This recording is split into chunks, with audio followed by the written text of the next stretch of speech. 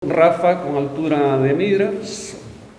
buscando única e exclusivamente o desbloqueo da cidade, pensando única e exclusivamente nos cidadáns, máis alá do seu compromiso político coas siglas, que a sigla do Partido Socialista decide apartarse e porse a un lado. Diante deso, o Partido Socialista só pode facer unha cousa e é recoñecer non só a valía política de Rafa, que a ten, gañou as eleccións, 14.562 votos desta cidade, cunha suba prácticamente do 50% en relación ás eleccións do ano 2015, senón a súa valía personal, a súa valía ética, e o seu compromiso, en realidad, co que significa o socialismo, que non é ni máis ni menos que compromiso ca sociedade. Baltar decía que o obstáculo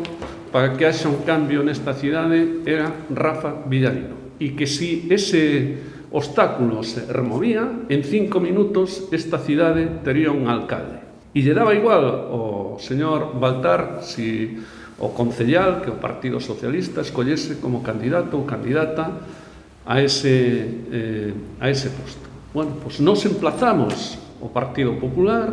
emplazamos a Baltar a que en 5 minutos resolva a situación desta cidade. Permita unha moción de censura e a día de hoxe, despois do que acaba de decir Rafa, non hai excusa de ningún tipo para que eso non suceda. O ben desta cidade, o progreso desta cidade, o desenvolvemento desta cidade, os fondos europeos dos que falaba Rafa, o proxecto de cidade, dependen dun goberno municipal, que neste momento é inexistente. Hai posibilidades reais dun goberno, non hai excusas, non hai obstáculos, e se o Partido Popular neste momento non faculta un goberno da cidade, é que todo o que nos viña contando é absolutamente falso, como sabemos que o é, absolutamente impostado, e que o Partido Popular está noutra cousa que precisamente en bloquear o desenvolvemento desta cidade.